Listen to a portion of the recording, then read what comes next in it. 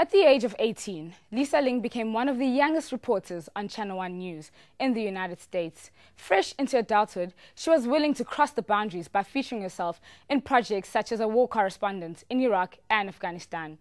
Lisa is known to have explored the phenomenon of female suicide bombers, the dangerous and hidden culture of American prisons, and the most dangerous criminal gangs of the world.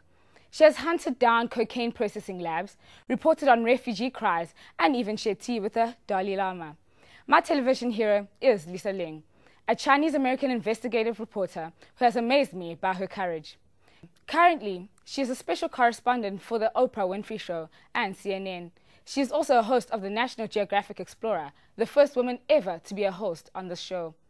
This show has featured many of her investigative pieces, starting from stories about gang rape in Congo, the Lord's Resistance Army in Uganda, bride burning in India, child trafficking in Ghana. There is no border she hasn't crossed. Her stories are riveting, explicit, and relevant. Mysterious. Terrifying. North Korea is the most isolated country on Earth. Kim Jong-il, known as the Dear Leader, rules as a god king.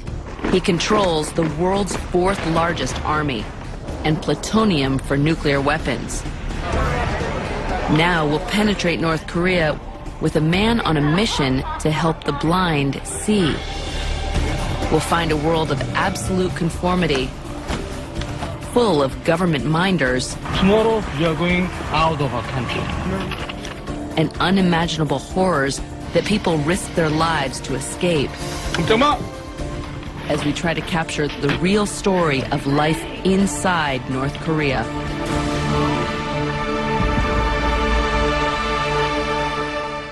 From the day North Koreans are born, they are made to believe that this is the center of the universe. Their television consists of two channels, essentially, that entirely consist of propaganda. There are no advertisements in the entire country. That's completely impossible for us to imagine. There's no communication. People aren't allowed cell phones. Cell phones are banned. And so that's, I mean, when I was there was a bookshelf that was filled only of books written by the great leader and the dear leader. That's it. What I love most about Lisa Ling is the fact that in all her work, she has never been judgmental. She has managed to remain impartial at times, but mostly she is able to sympathize with people she's interviewing. Everyone has a story, and I have a sense that most people have the desire to share their story, and they inhabit this land that we all share, and they have just as much of a reason to want to tell their stories as anyone who's featured on television. You know, I've been alone ever since I was a kid.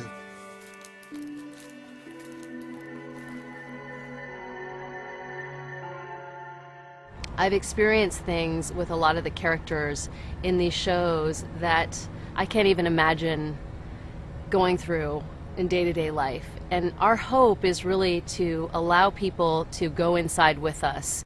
Personally, I feel as if I can relate to her because she's exactly what I stand for, doing whatever it takes to expose the truth and not detaching yourself from the experience.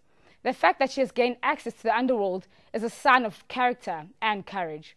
She has a persistent attitude in her investigative techniques, not afraid to look in a killer's eyes and ask, why?